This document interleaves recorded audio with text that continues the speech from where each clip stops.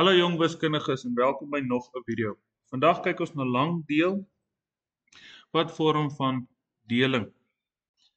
Kom ons spring in.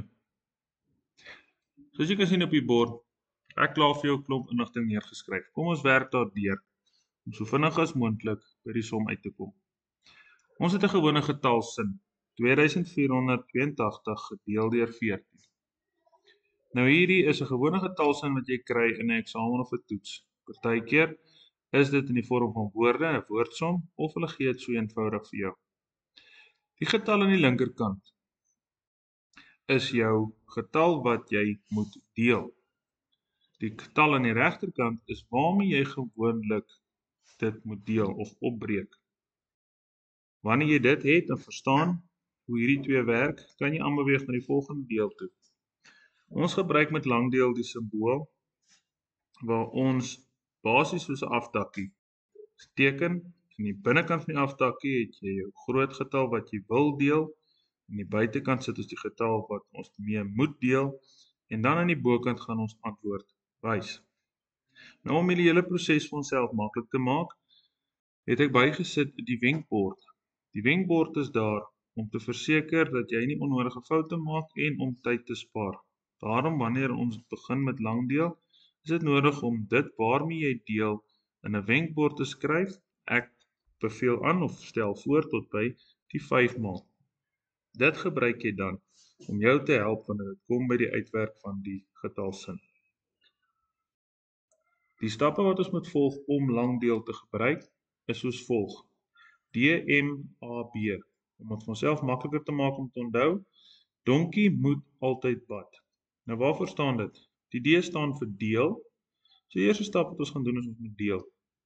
Die tweede stap staan vir maal. Nadat ons die deel gedoen het, gaan daar 'n stapie wees waar ons moet maal. Dan gaan ons aftrek en dan bring ons af. So hoe werk hierdie saam met die vorige inligting? Kom ons vat 'n voorbeeld en oefen. Johan het 2345 gespaar.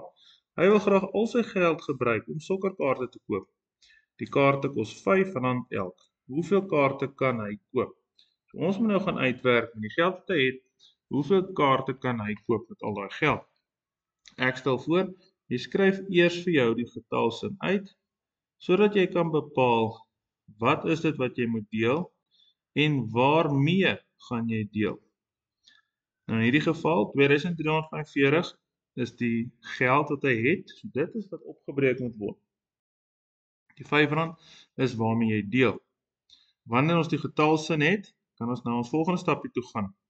Ons aftak bou en die getal waarmee ons wil deel in die binnekant sit. Dit waarmee ons deel aan die buitekant. Aan die regterkant kan ons wenkbord trek. 5 maal 1, 5 maal 2, 5 maal 3, 5 maal 4, 5 maal 5. En ons gaan werk dit gou vinnig uit om dit vir onsself te vergemaklik hoe om hierdie getalsin op te los. Alraai. Wanneer ons dan begin ons aan die linkerkant, daar waar die 2 is, en ons deel daai 5 in daai getal in. As hy kan indeel, gaan ons verder gaan. As hy nie kan indeel nie, gaan daar net 'n gewone kolletjie bo geteken word. 2 gedeel deur 5 kan nie plaasvind nie, so dan sit ons die kolletjie by, daarbo. Dan vat ons al die 2 plus die 3, dit word nou 23. Kan ons 5 en 23 indeel? Natuurlik, ons wenkbord wys hier regs vir ons. As ons 5 maal 4 het, dan kry ons 20. Dan skryf ons die 4 daarbo neer. Dit is die deelstap. Nou gaan ons die maalstap vat. Ons daai 4 met daardie 5 moet maal. 4 maal 5. Dit gee vir my 20. En ons skryf die 20 reg onder in die regte plekwaarde, onder die getal wat jy gedeel het. Dan kom die volgende stap, ons aftrek. En ons moet hierdie twee getalle van mekaar aftrek. 3 minus 0 is 3, 2 minus 2 is 0. Wanneer ek klaar dit gedoen het, is die volgende stap om af te bring.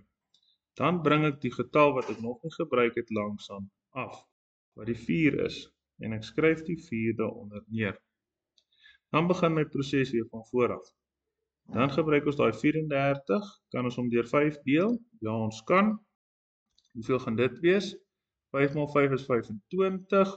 As ek dan nou nog 5 bysit, dan is dit 30. So dit is dan 5 maal 6. Dan kan ek die 6 hierbo skryf. Presies dieselfde stap. 6 maal 5 is 30. Ek skryf dit dan onderin. Ek trek af.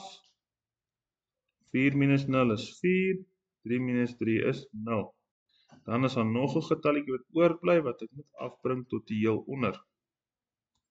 Dan bly ek oor met 45. Daai selfde getal gaan ek nou weer deur 5 deel. As ek gaan kyk na my wenkbord, dan gaan dit wees 5 maal 5 is 25.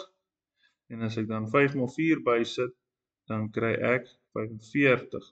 So dan is dit 5 maal 9. Ek skryf die 9 daarbo. Ek maal die 9 met 5, dan kry ek 45. Ek trek af en my antwoord eindig dan op 0. As ek 0 hieronder kry, het ek my antwoord daarbo sonder 'n res. Partykeer is daar 'n getal wat oorbly en dit noem ons dan 'n res wat jy net langs in jou antwoord skryf. In hierdie geval, hoeveel kaarte kan Johan koop? Johan kan 469 kaarte koop met die geld wat hy het. Ek hoop jy het iets met hierdie video geleer en sterkte met jou volgende som.